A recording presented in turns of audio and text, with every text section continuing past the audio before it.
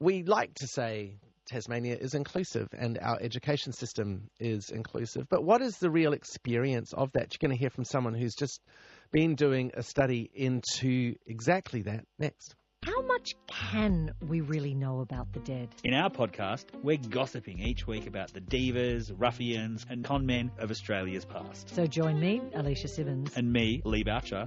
Search the Dead Can't Sue podcast on ABC Listen. It's 1727 on 936 ABC Radio Hobart. Tasmanian schools are more culturally diverse than they ever have been. But of course, inclusion requires more than just saying diversity at school events or asking people to bring a meal in cooked by their parents. Dr. Navaraj Mudwari is from the Faculty of Education at UTAS and has been exploring exactly this, particularly with Bhutanese refugee students. Hi there. Hello. Hi, can you hear me all right? Yes, I am. Okay, there's a bit of an echo on the line, but we'll survive with it. Tell me about the scope of your study. It's a PhD study, basically focused on adolescents, Bhutanese refugees here in Tasmania.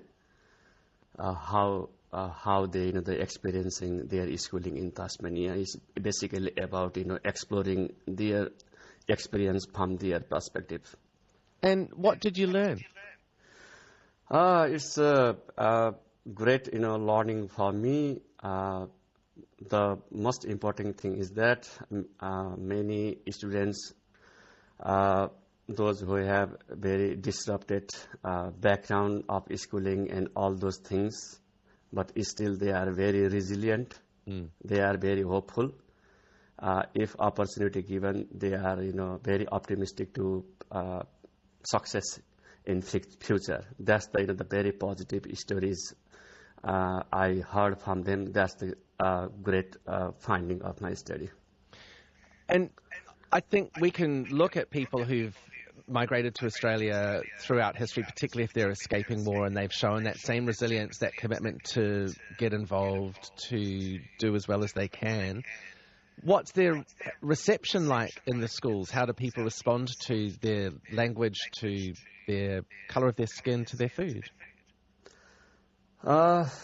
It all depends. I cannot comment on the broader, broader things. But in what my study, most students told me that they had a very positive experience about school. Very positive experience about their teachers, particularly English as an English language teachers. They acted as a lifeline for them. They didn't just teach English, but they taught them how to live in new place. But some students told me that this is not work that way. Some students feel that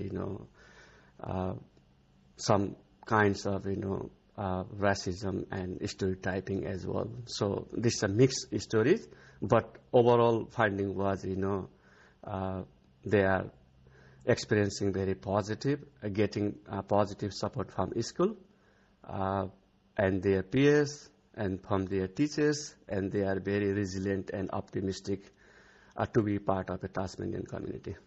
You're listening to Dr. Navaraj Mudwari, Faculty of Education at UTAS, who did research with a group of students, Bhutanese refugee students, and their experiences with the Tasmanian education system. And I guess there's pressure for you to be as positive as you can about it.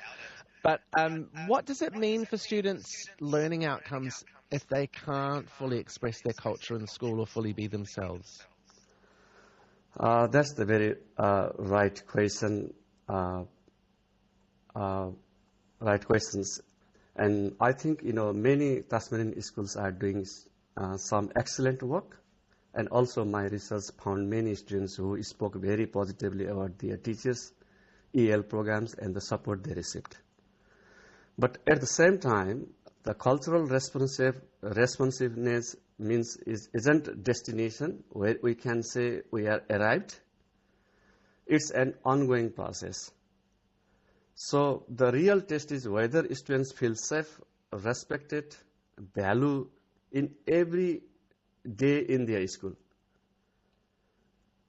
Yeah, and as a national debate fires up again about assimilation against diversity, I mean, is your sense in your research that the refugee students want to fit in and belong and also want to express their culture, and that that's not in conflict?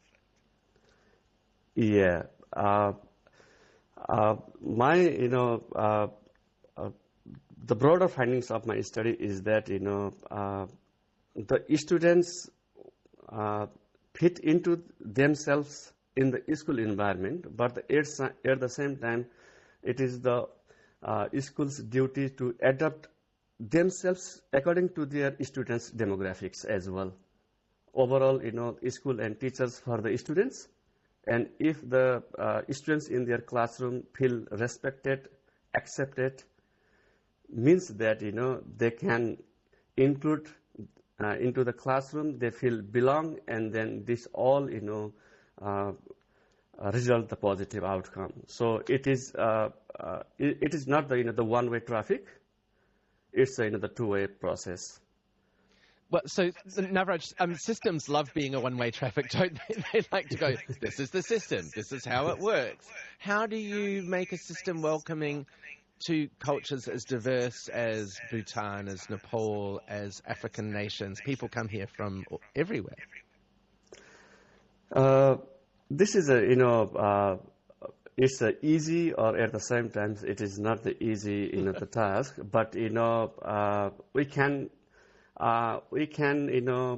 make it working for everybody. That first of all we have to distinguish between the diversity and belonging.